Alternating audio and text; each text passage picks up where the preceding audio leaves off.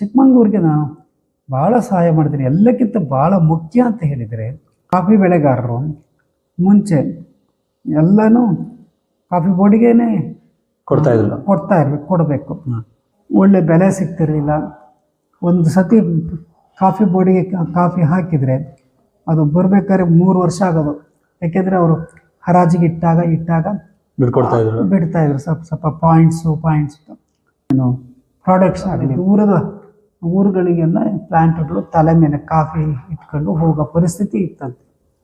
ಅದಕ್ಕೆ ನಾವು ನಮ್ಮನ್ನು ಓಪನ್ ಮಾರ್ಕೆಟ್ ಮಾಡಿಕೊಡಿ ಅಂತ ಹೇಳಿ ಬೆಳೆಗಾರರು, ನಾನು MP ಆದಾಗ ಅವ್ರದ್ದು ಒತ್ತಡ ಇತ್ತು. ನಾನು ಬೆಳೆಗಾರರ ಕರ್ನಾಟಕ ಪ್ಲಾಂಟರ್ಸ್ ಅಸೋಸಿಯೇಷನ್ ಅವರು ಕಾಫಿ ಒಂದೇ ಅಲ್ಲ, ಕಾಫಿ, ಪೆಪ್ಪರು ಮತ್ತು ಬೇರೆ ಎಲ್ಲನೂ ಅವರು ಮಾಡ್ತಾಯಿದ್ರು. ಅದು ಭಾಳ ದೊಡ್ಡ ಸಂಸ್ಥೆ. ಇವ್ರದ್ದು ನಿಯೋಗ ತಗೊಂಡು ನಾನು ಪ್ರೈಮ್ ಮಿನಿಸ್ಟ್ರು PV ನರಸಿಂಹರಾವನ್ನ ಭೇಟಿ ಮಾಡಿಸ್ದೆ. ಆವಾಗ ಅವ್ರಿಗೆ ಒಂದು ಮಾತು ಹೇಳಿದೆ, ನಿಮ್ಮ ಕಾಲದಲ್ಲಿ ಓಪನ್ ಮಾರ್ಕೆಟ್ ಬಂತು ಎಕಾನಮಿಕಲ್ಲಿ. ನಮ್ಮ ಕಾಫಿ ಬೆಳೆಗಾರರು ಅವರು ಮಾರಾಟ ಮಾಡೋದು ಕಷ್ಟ ಆಗಿತ್ತು. ಅದರಿಂದ ಅವರು ಈಗ ಆ ಪರಿಸ್ಥಿತಿ ಇಲ್ಲ. ಅವರು ಮನಮೋಹನ್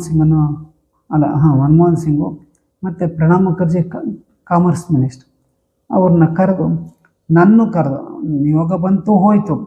ಎಷ್ಟೋ ನಿಯೋಗದಲ್ಲಿ ಬಂದವ್ರ ಮೇಲೆ ನನ್ನ ಫೋಟೋಗಳು ಎಲ್ಲ ಇದ್ದಾವೆ. ರಾಜೀವ್ ಗಾಂಧಿನ ಭೇಟಿ ಮಾಡಿದಾಗ, PV ನರಸಿಂಹರಾವ್ನ ಭೇಟಿ ಮಾಡಿದಾಗ, ಪ್ರಣಬ್ ಮುಖರ್ಜಿಯವರು 20 ದಿವಸ ನನ್ನನ್ನು ಕರೆದು ಹೇಗೆ ಮಾಡೋಣ, ಯಾವ ಥರ ಮಾಡೋಣ, ನಾಳೆ ಕಾಫಿ ಬೆಲೆ ದೇಶದಲ್ಲೆಲ್ಲ ಪ್ರಪಂಚದಲ್ಲಿ ಬಿದ್ದು ಹೋದಾಗ ಈ ಬೆಳೆಗಾರನ ಹೇಗೆ ರಕ್ಷಣೆ ಮಾಡೋದು ಅಂತೆಲ್ಲ ಮಾಡಿ, ಮತ್ತು ಪಾರ್ಲಿಮೆಂಟಲ್ಲಿ ಇವರಿಗೆಲ್ಲ ಸಹಾಯ ಮಾಡ್ತಿರೋದು. 97% ಕಾಫಿ ಬೆಳೆಗಾರರು ಸಣ್ಣ ಬೆಳೆಗಾರರು, ಅವರಿಗೆ ಸಹಾಯ ಆಗ್ತದೆ ಇದು ಅಂತ ಹೇಳಿ ನಾನು ಆರ್ಗ್ಯುಮೆಂಟ್ ಮಾಡಿದೆ ಪಾರ್ಲಿಮೆಂಟಲ್ಲಿ. ಕೊನೆಗೆ ಅನೌನ್ಸ್ ಮಾಡಿದರು, ಓಪನ್ ಮಾರ್ಕೆಟ್ ಅನೌನ್ಸ್ ಮಾಡಿದರು.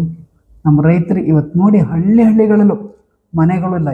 ಇಲ್ಲಿ ಭಾಳ ಚೆನ್ನಾಗಿ ಅವರವರ ಮಟ್ಟಿಗೆ, ಅವರವರ ದುಡ್ಡು ಕಾಸಿಗೆ ಮಟ್ಟಿಗೆ ಎಲ್ಲರೂ ಚೆನ್ನಾಗಿ ಮನೆ ಕಟ್ಟಿಸ್ಕೊಂಡು ಮಾಡಿಕೊಂಡು ಎಲ್ಲ ಇದ್ದಾರೆ. ಕಾರೆಲ್ಲ ಇಟ್ಕೊಂಡಿದ್ದಾರೆ. ಬೆಳೆಗಾರರು ಭಾಳ ಆರ್ಥಿಕವಾಗಿ ಮೇಲೆ ಬಂದರು.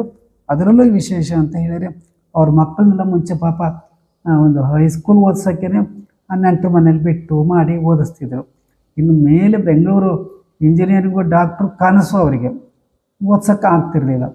ಇದೆಲ್ಲ ಆದಮೇಲೆ ಇಂಜಿನಿಯರು ಮತ್ತು MBA ಇನ್ನು ಬೇರೆ ಅವರೆಲ್ಲ ಅಲ್ಲಿ ಓದಿದ್ದಾರೆ, ಎಲ್ಲ ಕೆಲಸದಲ್ಲಿದ್ದಾರೆ ಈಗ.